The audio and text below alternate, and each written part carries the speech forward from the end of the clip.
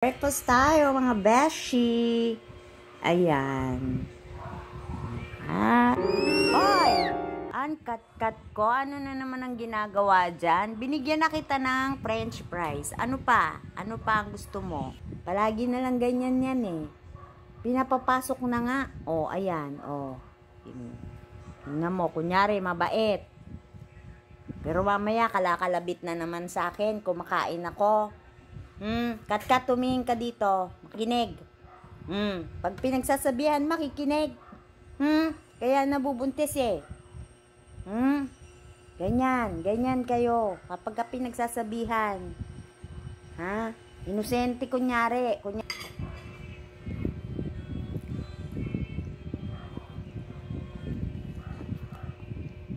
O ano na naman? Sinabi na nga ba, ikakalakalabit na naman eh.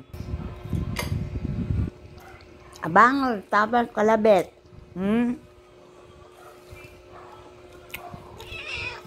Ha? Ano?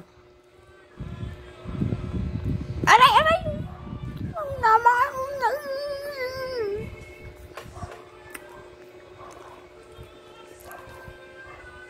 Yan, kala mo gusto mo yan ah. Napakatakaw mo.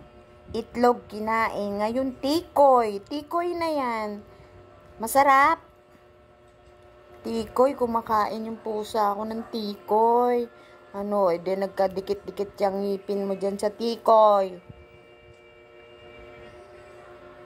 Ay, kinain niya nga.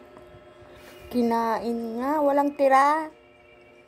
Ang takaw talaga nitong pusang to. Follow for more mga beshi.